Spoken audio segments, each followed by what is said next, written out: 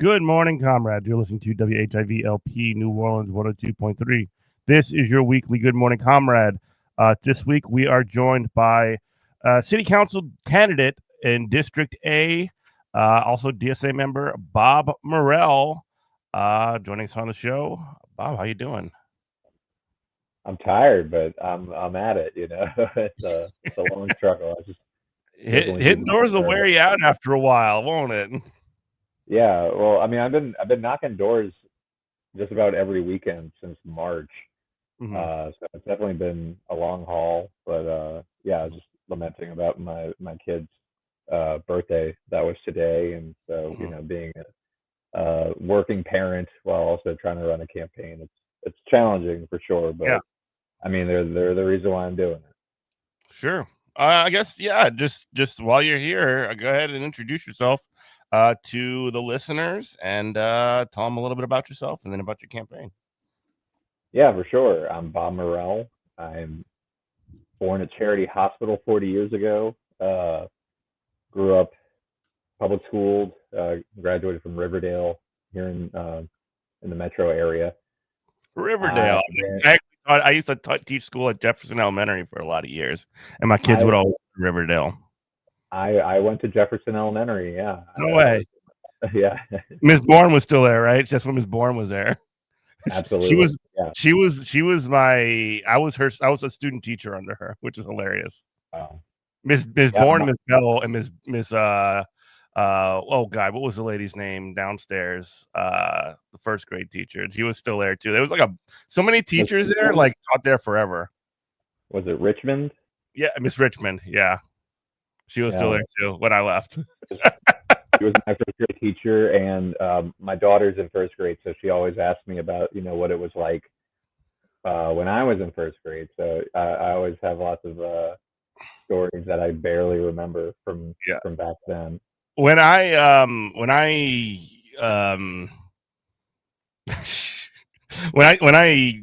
got like a job there, I worked at Jefferson Elementary for a couple of years after student teaching, and like I had Miss Bourne's like old room, like I took it over after she retired, and she had a whole bunch of like lockers and cabinets and stuff like that, and in there she still had, when I left, those, remember the purple ditto sheets, like the roll-off ditto sheets that used to have a million. They still had those in there, just like covered in like silverfish and gross stuff. Wow. Yeah. It's wild to think back on, just like my mom was a teacher's assistant in the Jefferson Parish public school system, and just thinking about the memories that I have of what public education was like in the early to mid 90s. And kind of the legacy that we have now of how much education has changed, especially since COVID. And just kind of the evolution of public schooling here in New Orleans too, under the charter system, and seeing Leah Chase School coming back into the public district control. Yeah, it's interesting to see how many people want that. When I talk to people around town. Yeah, so tell us a little bit about your campaign. Go ahead, man. Sure, I got distracted. Yeah, we went down memory lane for a minute, I guess. We'll take the long route. Yeah, like I mentioned, I'm a parent of two young children, and prior to that, I've been in the software industry for 15 years now. But on the side, I was a performer for a while. I did musical theater, improv, sketch, stand up, and then I became a parent. And I remember I was at an open mic at Dragon's Den, and did my set, was fine. And then afterwards, it was like, why am I here? Why am I not spending my time, trying to make this world as best as it could be for not just my kid, but all kids, right? And the more I got into being politically engaged, whether that was volunteering for electoral campaigns or trying to get engaged with mutual aid work, and then eventually I joined DSA at the start of the pandemic. That's when I felt like, all right, I got to get organized, right? The world is starting to not seem so stable as it used to be, and through that, and it wasn't even that good before. No. And I remember I was doing a professional development thing with my boss at the time, and he liked to ask us questions about like what do you personally like want to accomplish. I guess for other people it was like, oh, learn guitar or things like that. For me it was like end childhood hunger in New Orleans. And his questions are like, all right, well, how do you personally do that? It's like I don't know, win the lottery, I guess. That's a good question.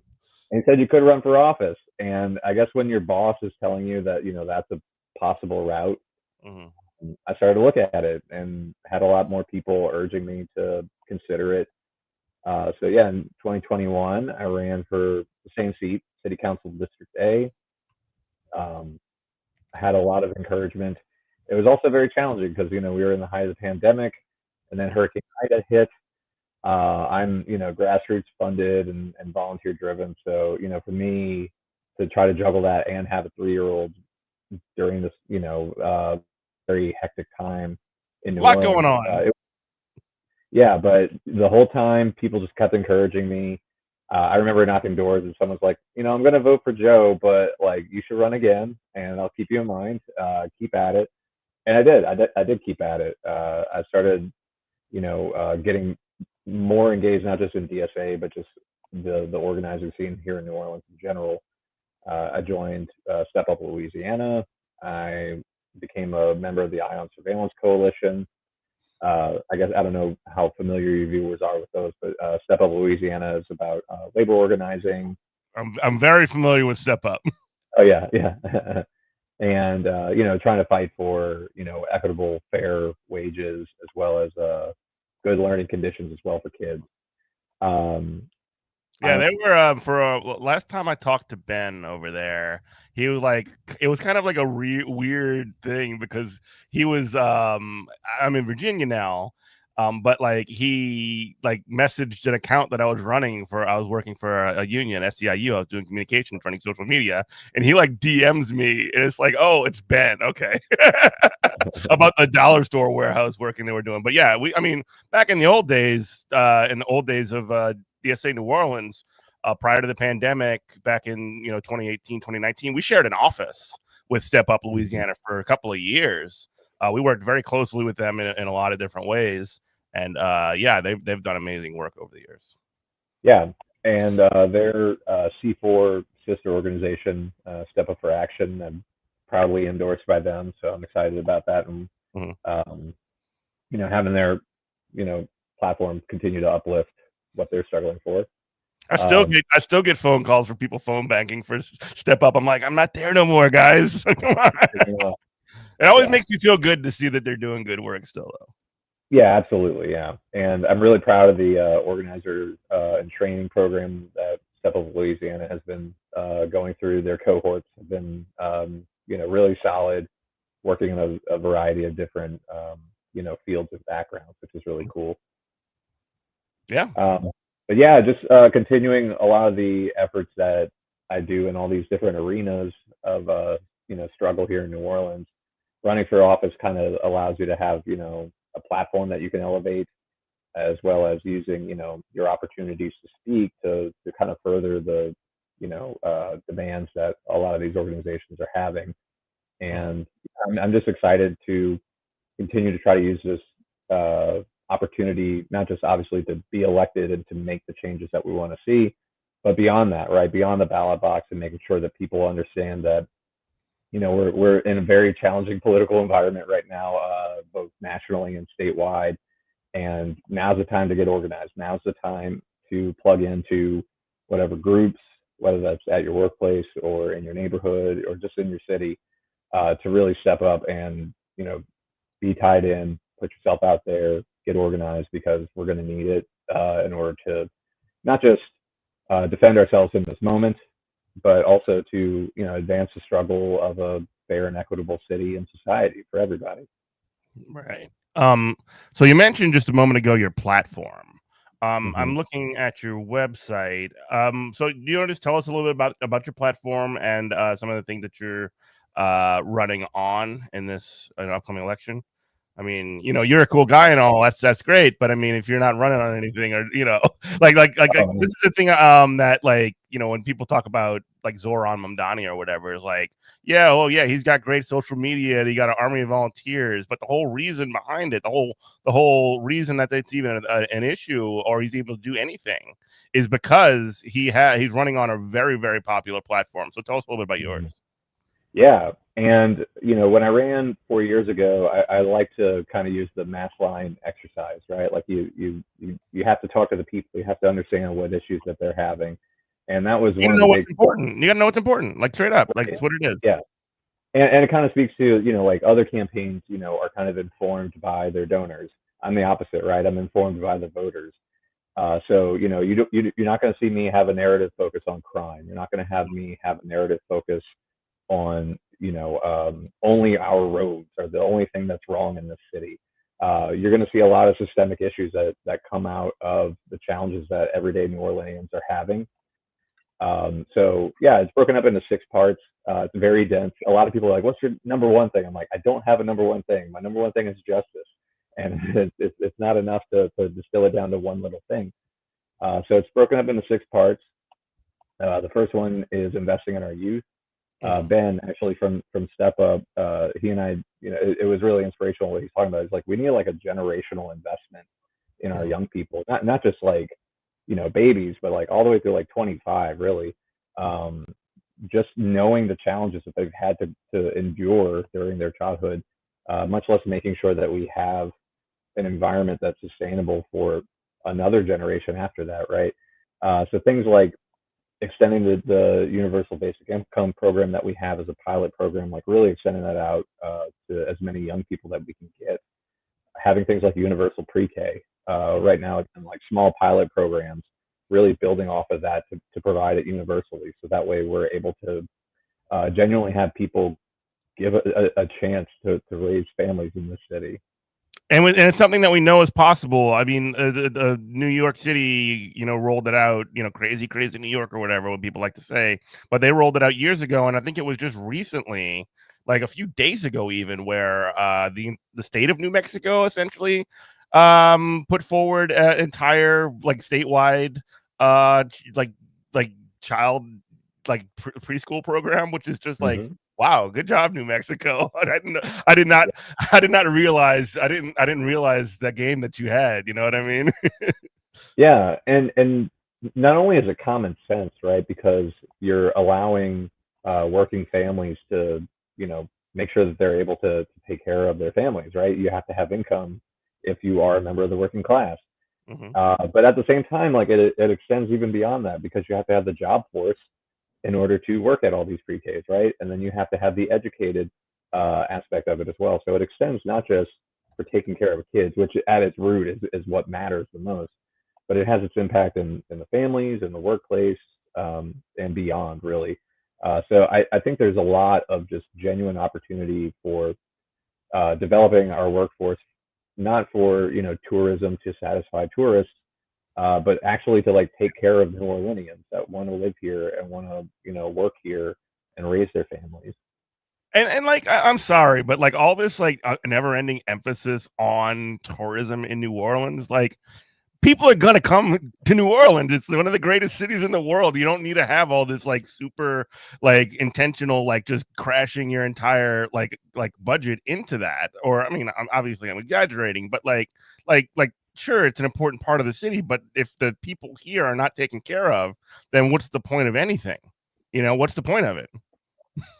Exactly. And I kind of joked with someone about like they're talking about colonialism and like you live in New Orleans, you still live under colonialism. When we have out of state developers buying up large swaths of our city in terms of housing and then putting it up on Airbnb, Mhm. that money is not staying in New Orleans. That money is leaving. And we are just removing housing stock. There's this old phrase about Disneyification of New Orleans that started under Mitchell Andrew. And we see that through the installation of all these security cameras with real time facial recognition. We see that through um, the heightened focus on downtown and even lighting. And we saw it especially during the lead up to the Super Bowl, where they were doing massive ramp ups on suites of unhoused encampments and introducing all these laws to like criminalize people's just existence, and seeing it from bipartisan, right? That was to me the scary part of like, all right, we just elected Donald Trump, and Jeff Landry was right before that. Also, the New Year's Day, like, the Mhm. car driving into the quarter thing Yeah. too, like, that was just a gift on a silver platter. And the New Orleans Police and Justice Foundation like immediately pounced on it. They Yeah. hired an outside consulting firm to come up with a series of recommendations. They embedded themselves into NOPD and Real Time Crime Center through the Super Bowl. So like it went through January 1st all the way through the Super Bowl. And of course, their recommendations are like, oh, well, we need more money for cops. We need more Right. money for policing. Even though our jail right now, OJC, has been over the legal bed limit for like over 20 months. Mhm. They want stuff full. And then when we see a prison break happen, suddenly it's like, oh, who are we going to blame but How did this ourselves for happen? filling up this jail? Yeah. How could this possibly happen? We have yeah, it's entirely okay. So we talked about your first plank. Keep going. Keep going. Yeah.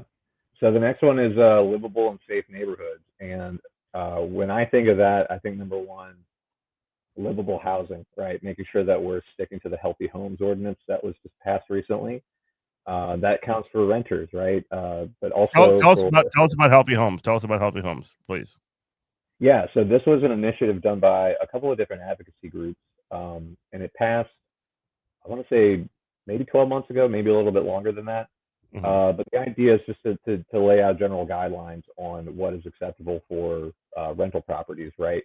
Right. And having mechanisms, excuse me, mechanisms to report landlords to make sure that you're not retaliated against.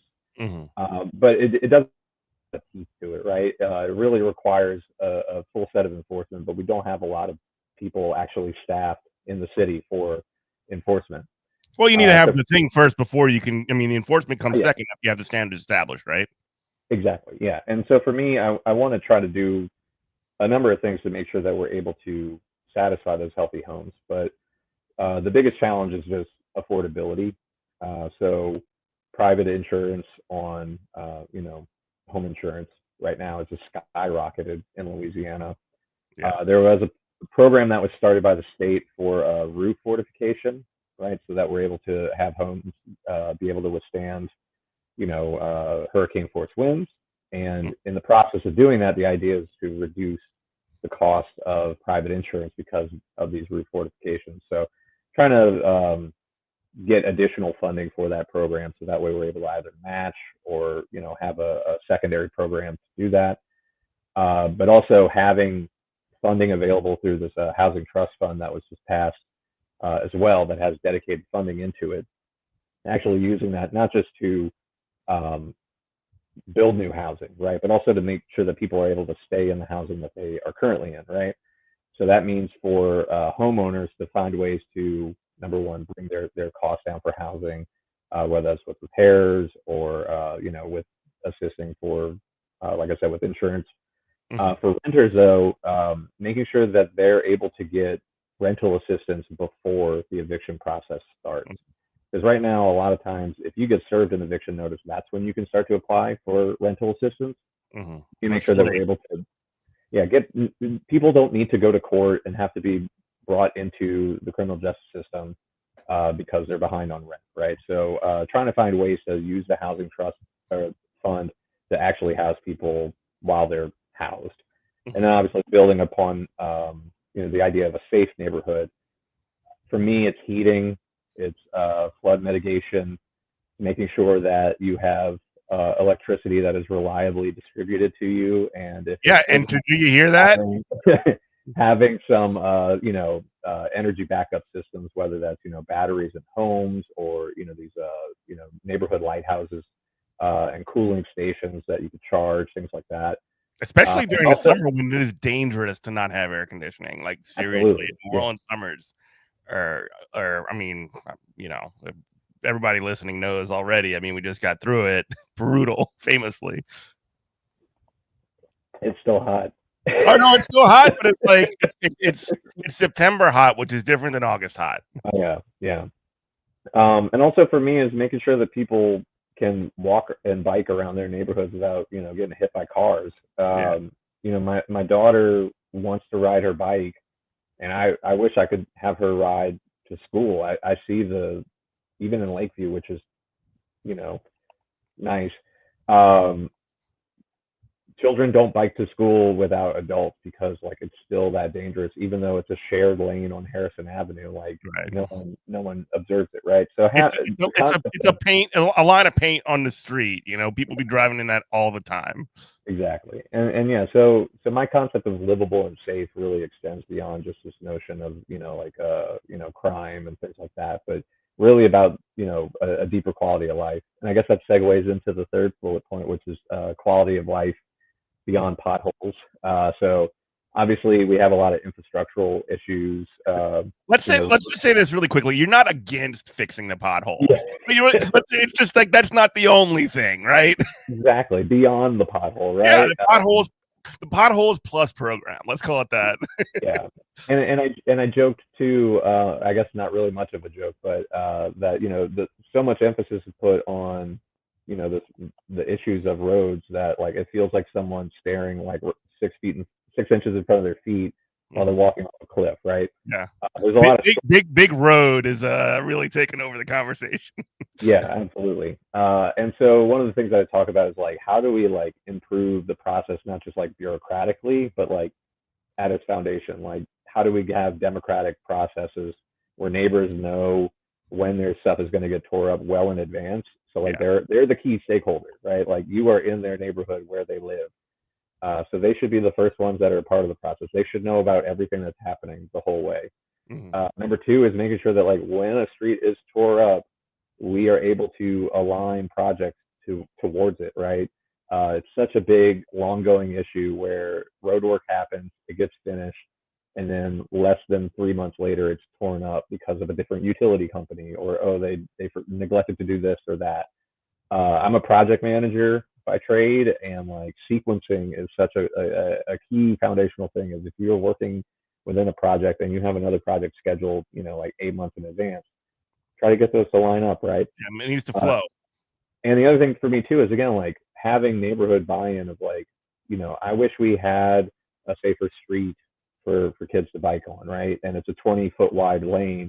You only need 12 feet for transit, so you have all this additional space that you could do a bike lane. You could do bios walls. You could, literally do anything that the neighbors as a group collectively can and should be able to come up with, right? And obviously, things like sanitation. We used to have garbage collection twice a week. We are paying the same rate, but just once. So we essentially doubled the daily rate for our garbage collection. We used to have municipal sanitation that would help collect. And I would love to see that back because number one, it'd be union jobs with Yeah. livable wages guaranteed. And also it's accountable, right? There's this whole contract feud going on in the quarter about trying to do political back scratching. Even prior to that, 4 years ago, Metro Waste was awful. The Hoppers went on strike. They got prison labor to come in, Scab. scab, Prison. Yeah. and it didn't get at the heart of the issue, which is that like all this money is not being invested into better working conditions and also better services. So Mhm. finding areas that we can use a municipal workforce, an expanded municipal workforce that really is targeting all of these critical issues that are happening in our city, I think is, the key to get out of so many problems that we have in our city. Yeah.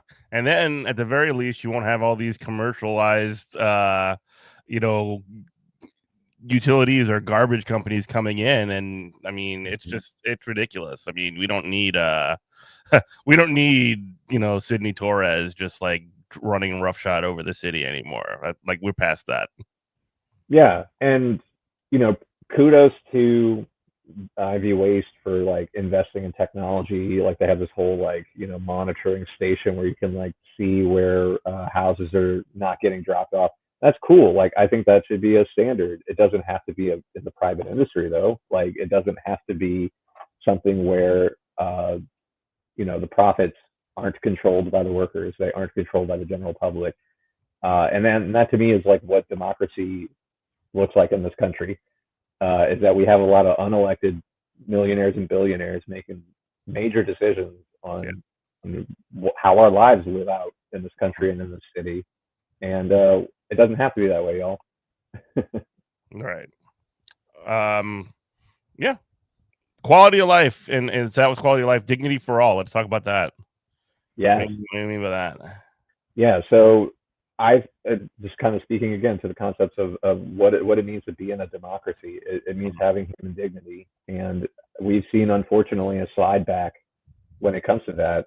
Obviously, I touched a little bit on the criminalization of being unhoused that really ramped up over the last year and kind of climaxed during the Super Bowl. It'll lead up to it. I'd love to roll those back. I'd love to actually try to give people housing as a human right. And that means, not treating people as if they are a problem or they necessarily have problems. There are people that have jobs that are unhoused. There are people that do not have mental health issues or drug substance issues that are unhoused. It's just that they are one of the unfortunate people that found the circumstances economically that forced them out to living in cars or living on the streets. And those circumstances are prevalent right now. It is so expensive to live in New Orleans. I mean, what is rent now for just a 1-bedroom apartment? Yeah, I actually was canvassing in Hollygrove today, and I talked to this older woman. She's 80 years old. She lives with it's kind of like an elevated apartment building, and she said that the rent is now $17.50 for a 1-bedroom. No, I think it's like a 4-bedroom, but it's in Hollywood. Yeah, and then she showed me her energy bill. It was $1,900. Wow. And she's like, I don't. What do I do?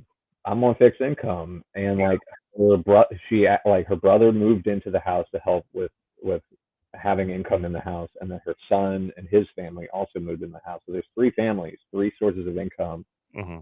It's still struggling. How do you keep up with that, right? And that to me is like, what is dignity? Is that living with dignity?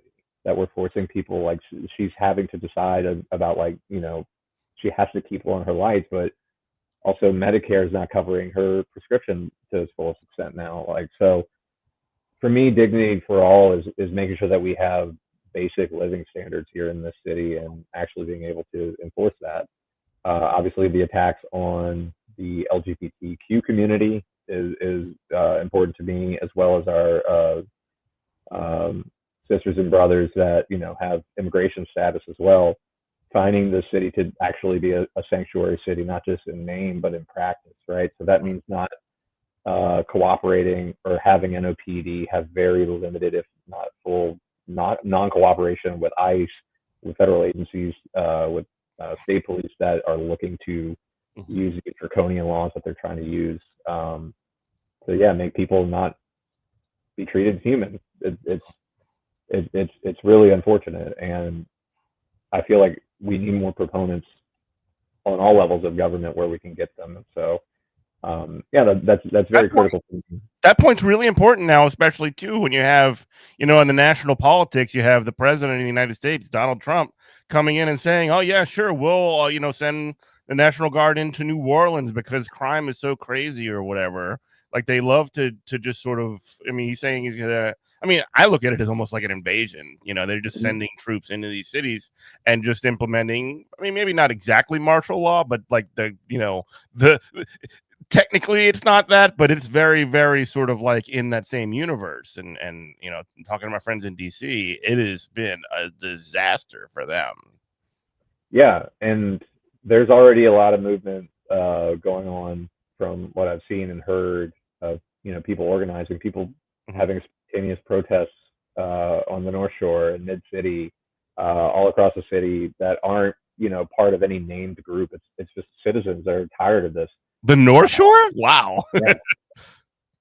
Yeah, there's a fervent brewing for sure, and it just speaks to the broader fight for what we consider to be democracy in this country. And I think a lot of people are starting to be awakened to not just the lack of it, but also the attacks on it, and like the absolute coordinated push by wealthy establishment powers that are they're not satisfied with the status quo. It's not enough for them. The world is they want it all. Like, yeah, and it's incompatible with nature. So sorry, nature, you're just gonna have to deal with it. Daddy needs a second yacht. Yeah. You are listening to WHIVLP New Orleans 102.3. We are here with District A candidate for City Council in New Orleans, Bob Murrell. We're talking about his platform. Is there anything else you wanted to say on the dignity piece, or do we want to move it to utilities? I guess we can go into utilities. That's fine. Yeah. But yeah, please check out the platform in its fullest at bobfordistricta.com. We will have notes. We'll have that in the show notes as well. Oh, okay, thank you. Yeah, it's got a lot to it, and like I said, it's not just from me. It's from a lot of different organizers across the city that I just want to uplift their work that they're doing. And I've been grateful to work with, sit in on a QT cap meeting, or work with Union Migrante, and just finding those opportunities of not just partnership, but also, again, like, that is their struggle. They're fighting for their lives and survival. And, I want to not just be like an ally or an advocate, but I want to be a comrade, and I want to make this my fight too. Yeah. Utility piece. Yeah. So, as part of DSA, when I had first joined, we had been in talks of like, what is like the one thing that everyone hates in this city, and it's energy. It is the easiest thing to talk to people, is their disdain for this for-profit massive corporation that has not only a monopoly on our public utility, but a guaranteed profit of 9% that they've been exceeding, by the way. And to know that we still have fair weather blackouts. We have just continual issues with not just adequate service, but consistent service, right? And that's not even talking about the nuclear power plant that doesn't work half the time. Or their cartoon villain shenanigans that they use to get that implemented in the first place. Right. By like hiring people to go to city council meetings and speak up or whatever. Yeah, to get their natural gas plant that didn't even do a cold start when we needed it during Hurricane Ida. Yeah. But they sponsor a lot of things, so we can certainly talk about philanthropy as a way to buy public good. But yeah, New Orleans is unique in that its city council is one of two city councils that has regulatory authority over its electricity grid. The other one is DC, because they don't have a state. Most other municipalities always go to the state, so it's a very rare and little utilized regulatory authority. So when it comes to rate increases, city council can say no. When it comes to climate standards, city council has thankfully implemented making sure that Entergy is not excessive in its carbon emissions.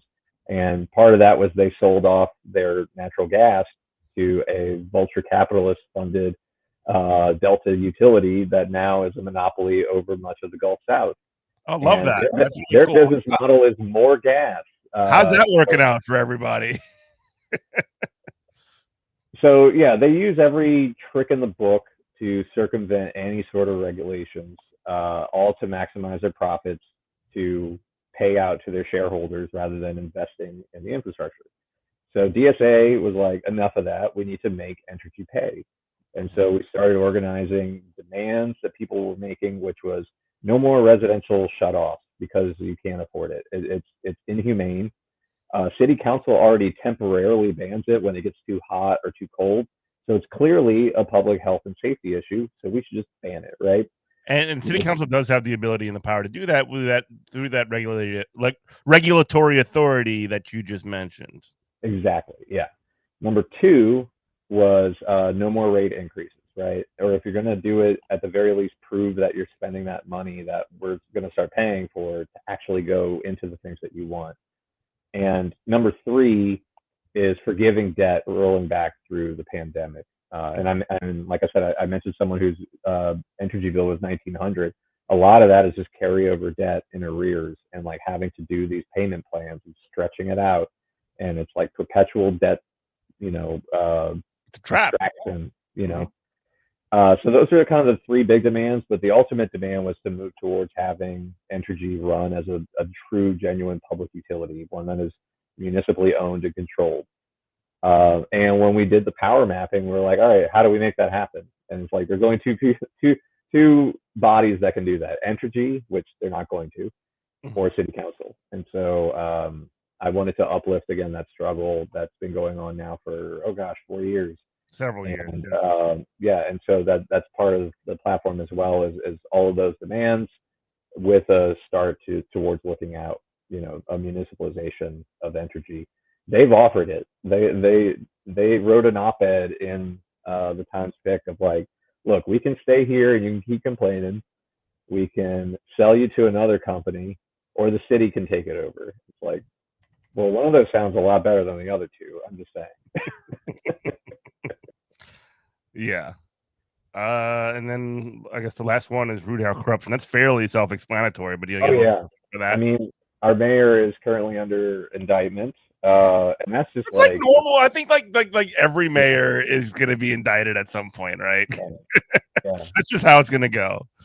But not even that though. Like it's based off of culture, right? There's I mean, I know you're New Orleans. It's New Orleans. Like we have a reputation. Come on. Yeah. You try to stop. You try to get rid of tradition. What's that old joke about like Balkan states have true democracy because everyday people can bribe politicians, but exactly. In American, you only have the wealthy that can do it. Yeah. And it's not just fighting corruption; it's also expanding democracy, right? And that's one of the ways that you fight corruption is you make people more engaged and more involved. There's this book, Planning from Below, by Marta Harnecker, and it's about like this whole decentralized participatory planning process. But through it all, her thing is like these different municipalities and counties all across the world that implement this, they actually have a significant reduction in corruption, and it's because everyday people actually know where their money is throughout the whole time, and they quickly call out when it's not there. And it's not just like one or two people; it's everybody because it's all their money. So yeah, finding opportunities to get people engaged so that they're not feeling like they're victims, but they're feeling like a protagonist. They are the main character in their life, and when they're fighting for something, like they're not by themselves. Like they are with a whole group of people that are all fighting for it. So that starts in the workplace, right? One of the things I talk about a lot is, my first year I want to visit 100 workplaces to like actively encourage unionization and organizing, right? Number one, like it'll increase our union density, and union density also increases wages, not just at those workplaces, but industry wide, right? So if we can't increase the minimum wage, we need to start increasing union density. At the very least, start bringing that up. Having more neighborhood power. There's this thing called the Neighborhood Participation Program, the NPP, and it was meant as a one of several tools that neighbors have in democratic processes to actually affect change in policy or zoning or conditional use. That only got trimmed down through the Landrieu administration for the NPP. And what it is that if there's any conditional use or zoning changes within your area, these companies or people that are trying to make the change have to host all the neighbors. And I think it's like a mile or half-mile radius of where the change is going to be. And it's the airing of the grievances. It was very much like, what do or don't you like about this? And if you a good project, if you have a good option that's actually going to help people, they love it. They're so happy that you're doing it. But if you don't, you will hear about it. A great example of this is Blue Oak Barbecue bought the bar next door in the property. And the big thing was they wanted the property behind the bar so they could have an outdoor kitchen. But that whole area was off-street parking. And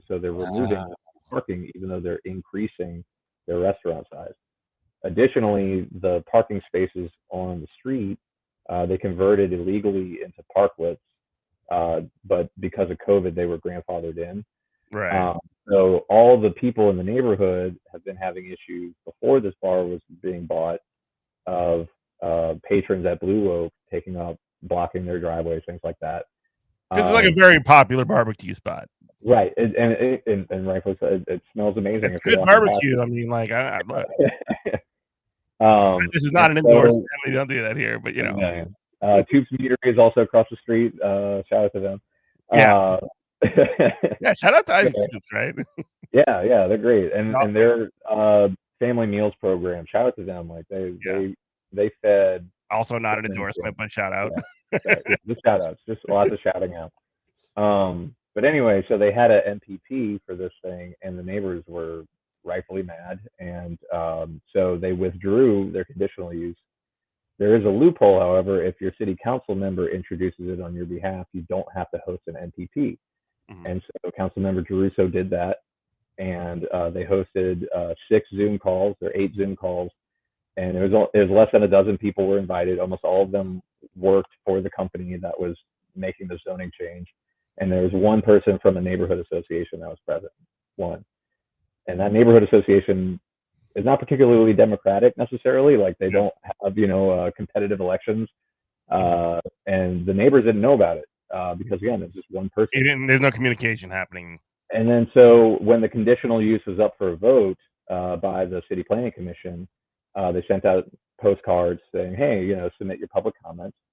And a lot of people got it the day after the comment period, and they're like, "Number one, what is this? And number two, too little, too late. I can't comment." Right. And then so that's when I started doing like the public records requests and digging around in it. And one of the neighbors, Blue Oak, wound up volunteering for my campaign because he's like, "You're the only person that's actually like trying to make noise about this, about how undemocratic this is." So that's one of those things where it's not like hard corruption, but I mean, in all intents and purposes, you have private interests circumventing public oversight for that same private interest. Right. And so for me, eliminating corruption starts with expanding democracy and finding ways to expand the MPP, bring about participatory budgeting, finding ways that we are able to get people engaged, not just as, receivers of information, but genuine stakeholders. Mm-hmm.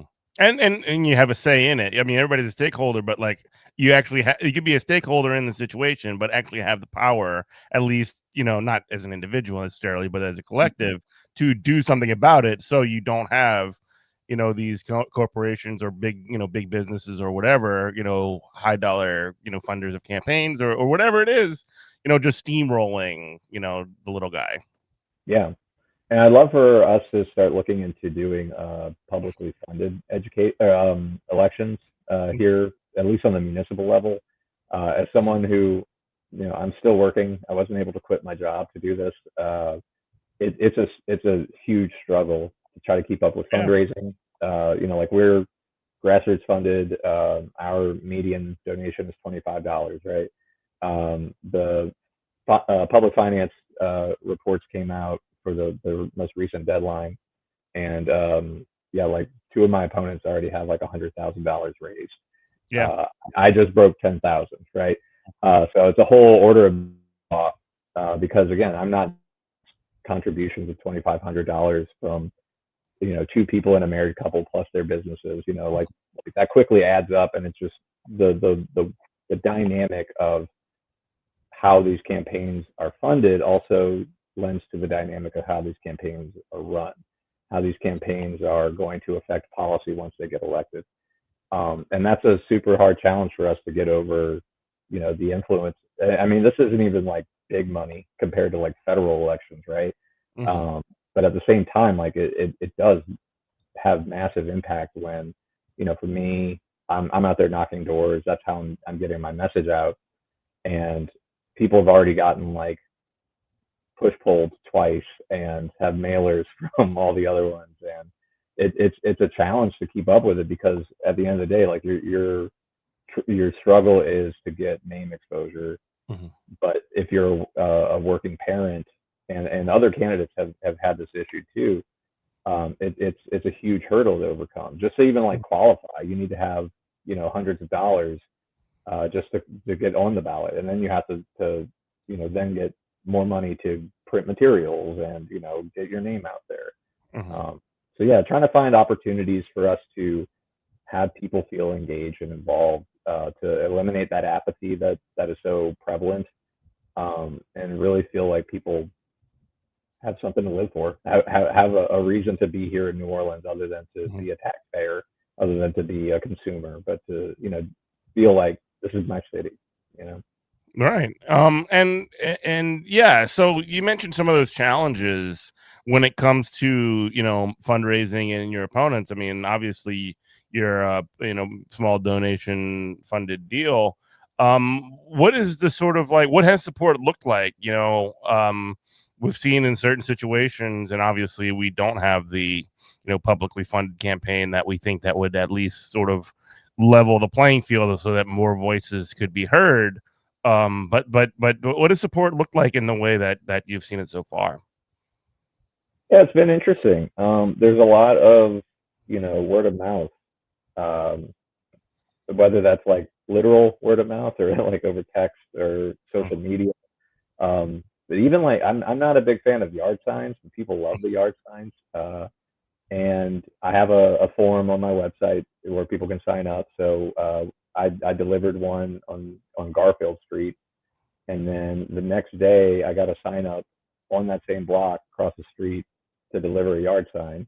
Mm-hmm. And then it took me a couple of days, but then I delivered it, and then 2 days later, a third neighbor on that block got the yard sign. So it's one of those things. Your yard sign is a currency, baby. You got to do it. And so yeah, it's little things like that where it feels like what we're doing is working, and the message really resonates with people. But yeah, in terms of like how the support's been coming out, like I said, $25 has been like the steady average. We've had almost 20 people now that are monthly donors, so like small dollar donors like every month because it accumulates over time. Also had a lot of DSA members from all over the country, at least the ones that I can keep track of from the national forums, or names that I recognize. Yeah, we have like over 70 or 80 DSA members from all over the country, which is super cool to see that this type of campaign is something that they want to support, that they want to see succeed, and it just shows that New Orleans is on the front lines of it, but it's a fight that we're fighting all over this country. Yeah, I'm looking at your website. Friend of the show, Gabby Bureau, Pearl Ricks, Devin Davis, DSA New Orleans, Step Up for Action, Moms Demand Action for Gun Sense, Run for Something, and the 314 Action Fund are just a few of the people that have stepped up and supported you for this campaign so far. Yeah, and I'm super stoked of just like regular people that want to put their name on the website too. Of like, yeah, I endorse you. I'm not anyone prominent, but like I said, I know I'm a friendly guy, and people feel that connection to me. But I really do feel like they see themselves in this campaign. They see themselves in this platform, and like I speak very passionately. I like to say I feel very almost my most authentic self during this campaign, which is like counter to what you normally hear from people running from office, where they have to parse their words and they have to make sure they don't tick off the wrong person with their comments. I don't feel that way. I feel like exactly. Yeah, I'm laying it all out there. I am all me. Maybe I lost that little part of me when I did stand up, but like being out here and just I'm trying to think of how often it's happened. Less than 5, where someone's like, no thanks. One gentleman was looking at my material. It's like too much justice. I don't even know how to respond to that. It's just like, okay. You're not Judge Dredd, okay? It's not like that kind of justice. Exactly. But yeah, everyone has just been super positive about it. Even if they're not like outright saying like, yeah, I'm going to vote for you. A lot of them are like, I'm glad you came here because I'd never heard of you, and I'm going to look you up and compare you because they don't know that that option's out there, and that I think is critical. Not just DSA candidates, but progressive people that feel like they need to step up and are in a position to try to put themselves out there to really consider running for office. Obviously, Run for Something is an organization that helps, but there's a lot of other groups out there. I even made like just a toolkit document as like for people in New Orleans, like if you want to run for office, look at this. Like here's some of the obstacles you'll run into, and here's how you get around them. And yeah, I know at least like 3 or 4 people that have used it so far to actually run. And yeah, Gabby was one of them. So Gabby was one of them, and then also, I mean, like in this election right now, I mean, you're endorsed by DSA New Orleans. It's a a member organization that's very dear to my heart. I was a member of that since 2018, a long time before I moved, out to Virginia, tragically. And then, but there are other people that are involved in that that are running for office as well that are also are we all running sort of as a like coordinated group, or are you all sort of doing your own thing? And just sort of talk about that just sort of generally. Yeah, sure. So I won't get too into the weeds of our DSA No, internal. yeah. Just who are the people and But you working together? yeah, myself, Danielle Christmas, and Jackson Kimbrell, we're all DSA members, and all of us were showing interest in running. So we actually got together and like wrote out a resolution of like, okay, we would like the chapter to not necessarily endorse us, but at least like agree that we as a chapter should run a slate for city council. And that platform actually is the platform that we presented to the chapter, and it was voted significantly in favor. And then from that process, we then went into being endorsed. But yeah, the 3 of us, had done a lot of deep coordination of like, what's going on in District E in the in the East and the Lower Ninth, what's happening in District C, on Algiers or the Bywater and the French Quarter, what's happening in District A with Uptown, Mid City, Bayou St. John, Fairgrounds, and finding a lot of that overlap, right? Like these are not, obviously they have their individual manifestations on a very localized level, but a lot of these problems are citywide. Sure. And it was pretty easy to get on the same page because we were all coming from the same spot of like, we are not just DSA members, we want to be DSA candidates, and that was a very easy sell for the 3 of us of like, we want this organization to grow. So we even had goals of like, we want to gain 100 new members. We want to engage with 80% of our members in good standing, and like actually like grow the chapter as a part of this effort. And then obviously Pastor Gregory Manning joined DSA as well. And he's been a longtime collaborator with our organization too. I think he even said I thought I was a member, I just didn't fill out the form right or something. So he became official. But yeah, we're all 4 of us are endorsed by the chapter through our endorsement process, which requires like membership, vote of approval. And yeah, we're like, we had a rally outside of the courthouse on qualifying day, and all 4 of us spoke, as well as other DSA members that are in different organizations like Renters' Rights Assembly, or Iron Surveillance, and Gabriella Biro had spoken as well. Devin Davis was there, and someone after who's not a DSA member, he was like, the 8 of y'all speaking, that was one of the best public speaking performances I've seen organized. And like, I don't know who organized it. Like, that was a group text that I threw like a couple of days before. It's like, we need to go out and speak. Yeah. And get in front of people. That's really what it's about. I mean, you got to get in front of people. Yeah. That's what it is.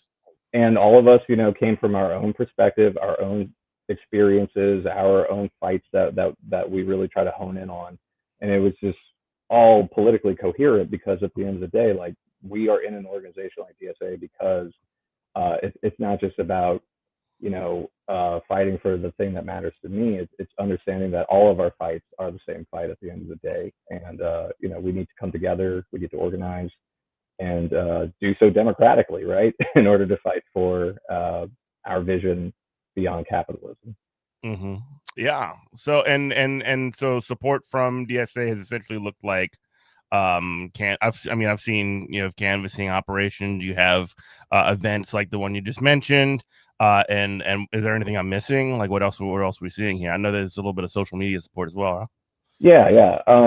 The chapter obviously has its own like social media presence. I think what's been cool is that they've been clipping a lot of our speeches from candidate forums and like really packaging like highlighting number one us as candidates, but number two like no, this is like the message that we're trying to sell for people of what DSA is.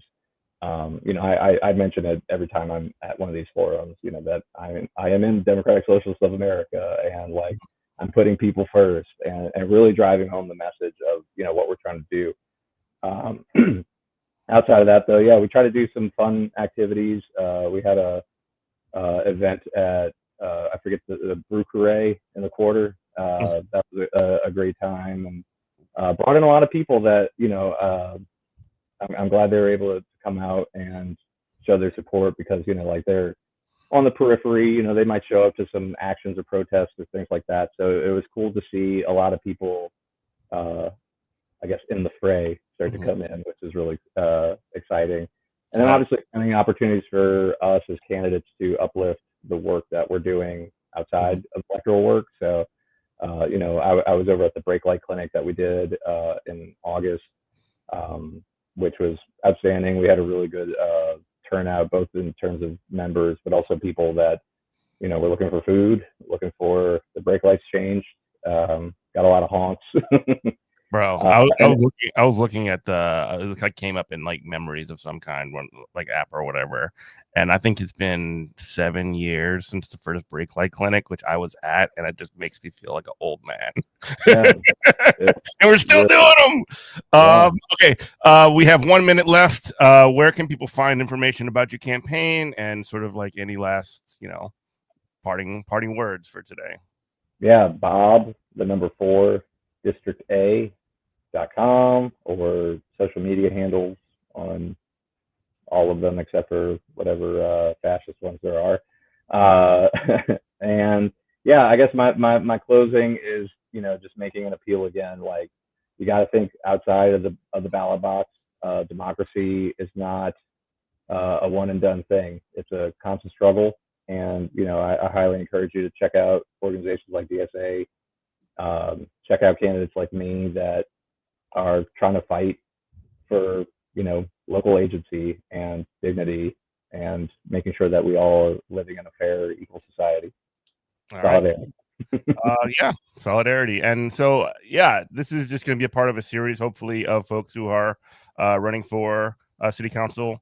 Obviously, if you are running for city council in any of the districts, you please reach out to the station, please reach out to me, and we will try and set something up if we can. But Bob, thank you so much for coming on Good Morning Comrade. Absolutely. Yeah, thank you. Yeah, thank you to everybody for listening. This is WHIVLP New Orleans 102.3. We love you. Bye-bye.